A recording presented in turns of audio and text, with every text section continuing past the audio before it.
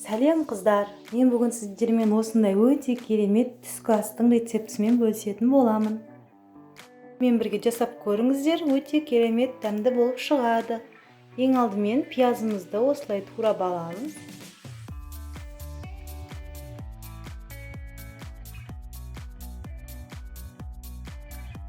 Турап болғаннан соң фаршымызға салып, оның үстіне сырымызды, қара бұрышымызды, дәміне қарай тұзымызды салып, қолымызбенен жақсылап араластырамыз.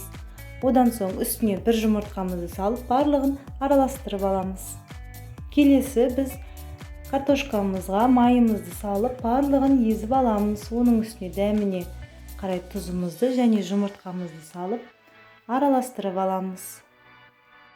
Енді біз пюремізді қолымызға алып, барлығын осылай домалақ етіп жасап шығамыз.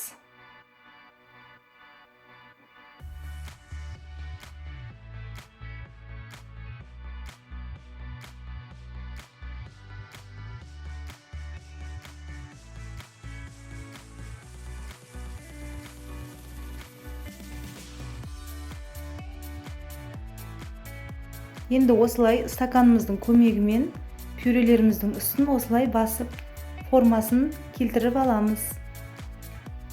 Енді қалған бөліктерін осылай қолымызбен жинап, әдемілеп жасап шығамыз.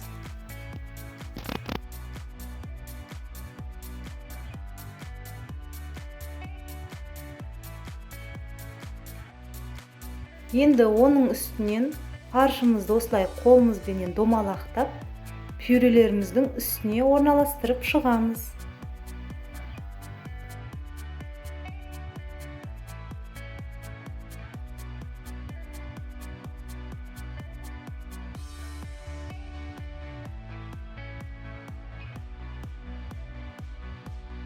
Барлығын осылай орналастырып болғаннан соң үстіне помидорларымызды осылай етіп орналастырамыз. Енді қызып тұрған пешімізге 230 градуста жарты сағат пісіріп аламыз. Жарты сағаттан соң алып, үстіне осылай сырымызды салып, тағы да пешімізге 1-2 минутқа жібереміз. Осындай өте әдемі болып пісіп шықты. Өзіңіздің қалауыңыз бойынша әсемдеп дастарханға ұсынсаңыз болады. Осымен біздің өте керемет, өте дәмді түскі асымыз дайын. Міндетті түрде жасап көріңіздер.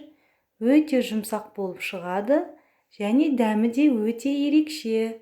Барлықтарыңызға ас болсын. Менің видеоларым ұнап жатса, лайк басып, комментария жазуды ұмытпаңыздар.